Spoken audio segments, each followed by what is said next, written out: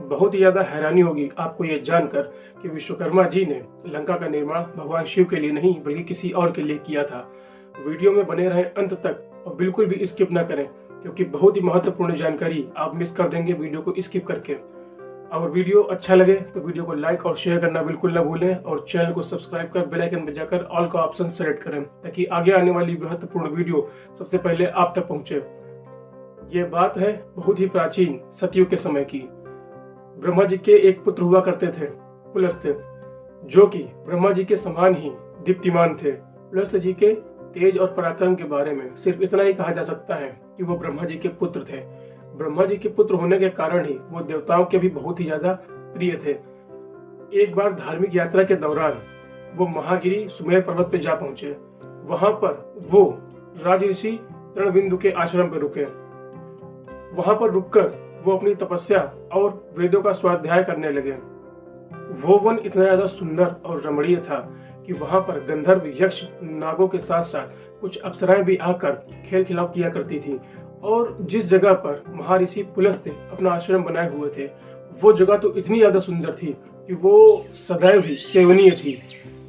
वो कन्याएं उनके आश्रम के पास जाकर नृत्य गायन किया करती थी, जिसके कारण महर्षि पुलस्त्य के तपस्या और आराधना में विघ्न पड़ता था। एक बार महर्षि इन सब चीजों से काफी ज्यादा क्रोधित हो गए, जिसके बाद उन्होंने वहीं पर यह श्राप दे डाला कि यदि अब कोई कन्या इस जगह पर मेरे सामने पड़ी तो वो वहीं पर गर्भवती हो जाएगी। उनके श्राप को सुनकर बाकी सभी कन्याएं बहुत ही ज्यादा डर गई, लेकिन राजऋषि तृणबिंदु की कन्या ने उस श्राप को नहीं सुना था। अगले दिन से उस जगह पर कोई भी नहीं जाता है और तृणबिंदु की कन्या ने उस श्राप को नहीं सुना था, तो वो वापस निर्भय होकर उस जगह पे जाती है और वो देखती है कि वहां पर उसकी कोई भी सखी नहीं है। जिसके बाद वो सुनती है कि पुलस्त्य जी अपने आश्रम में वेदों का स्वाध्याय कर रहे हैं। जिसके बाद वो उनके निकट पहुंच जाती है और उनको देखते ही उसका शरीर बिल्कुल पीला पड़ जाता है। जिसके बाद वो बहुत ज्यादा घबरा जाती है, डर जाती है कि आखिर ये अचानक से मेरे साथ क्या हुआ। जिसके बाद वो भागती हुई अपने पिता के आश्रम में जाती है और अपनी कन्या की ऐसी हालत देखकर राजऋषि तृणबिंदु पूछते हैं कि ये तुम्हारी हालत ऐसी कैसे हुई। जिसके बाद वो कन्या उन्हें बताती है कि मैं वन में अपनी सखियों को ढूंढ रही थी, लेकिन मुझे वहां कोई नहीं मिला। जिसके बाद मैं पुलस्त्य जी के आश्रम के पास गई और वहीं पर मेरी ये हालत हो गई। अपनी कन्या की यह बात सुनकर राजऋषि तृणबिंदु, जो कि स्वयं महातेजस्वी थे, उन्होंने अपनी तपस्या के बल पर ध्यान लगाया और कारण को जाना। जिसके बाद वो ये समझ गए कि इसके पीछे पुलस्त्य जी का श्राप है। उस श्राप को जानकर राजऋषि तृणबिंदु अपनी कन्या के साथ पुलस्त्य जी के आश्रम में गए। उसके बाद उन्होंने महर्षि से कहा कि हे भगवान, ये मेरी कन्या है जो कि अपने गुणों से विभूषित है। कृपया कर इसे स्वयं मिलने वाली भिक्षा के रूप में स्वीकार करें। आप तपस्या और आराधना करके थक जाते होंगे, ये निरंतर आपकी सेवा में रहेगी। जिसके बाद महर्षि पुलस्त्य ने उसे स्वीकार कर लिया। राजऋषि तृणबिंदु वहां से अपने आश्रम वापस लौट जाते हैं। वो कन्या अपनी बुद्धि और आचरण से अपने पति की सेवा में लग जाती है। कुछ समय बाद महर्षि पुलस्त्य उस कन्या से कहते हैं कि हे देवी, मैं तुम्हारे आचरण और बुद्धि से काफी ज्यादा प्रसन्न हूँ। मैं तुम्हें एक ऐसा पुत्र प्रदान करूंगा जो कि बिल्कुल मेरी ही तरह होगा। उसका नाम पौलस्त्य होगा और तुमने जिस प्रकार से मुझे वेदों का स्वाध्याय करते हुए सुना है, उसका नाम विश्रवा भी होगा। वो कन्या बहुत ही ज्यादा खुश हो जाती है। फिर वो एक पुत्र को जन्म देती है जो कि बहुत ही ज्यादा दीप्तिमान हो रहा था। वो बिल्कुल अपने पिता की तरह ही तेजवान था। कुछ समय बाद वो अपने पिता की तरह ही तपस्या में लग जाता है। उसके गुणों और तपस्वीपन को देखकर महर्षि भारद्वाज अपनी कन्या का विवाह उससे कर देते हैं।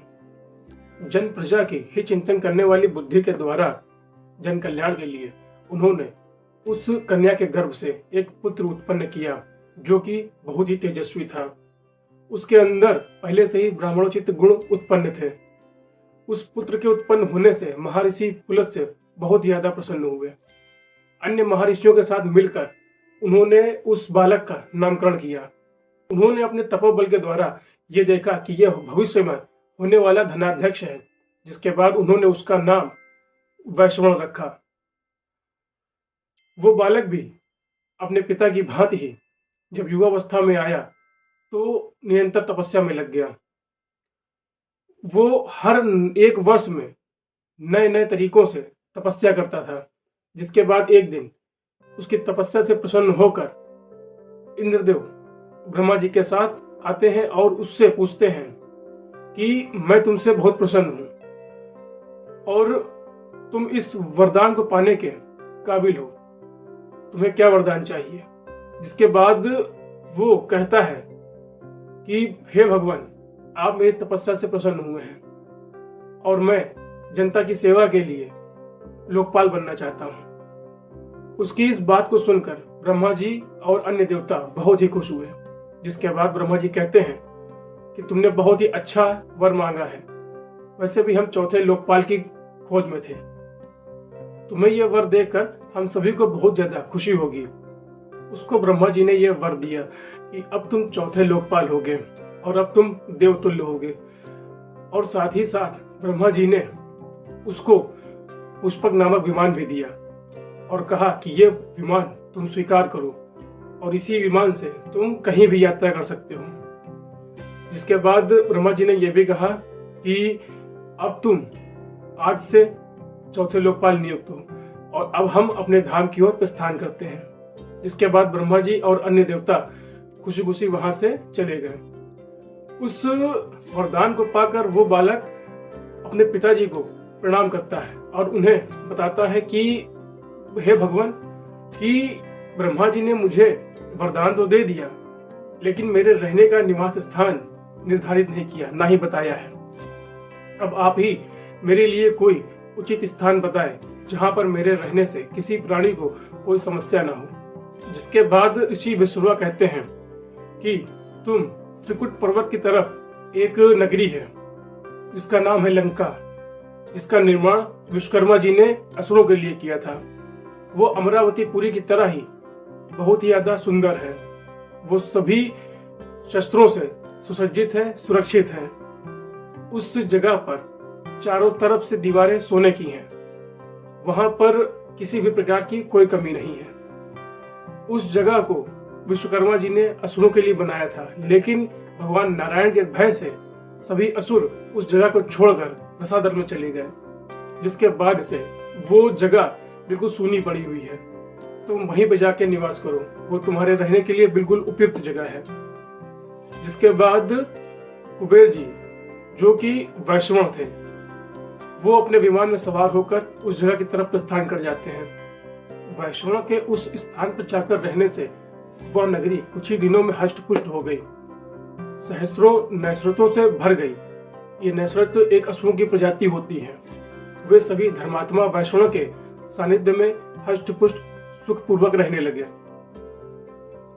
समय समय पर वैश्रवण अपने विमान में सवार होकर अपने पिता से मिलने भी जाते हैं। वीडियो को अधिक लंबा न खींचते हुए मिलते हैं नेक्स्ट एपिसोड में।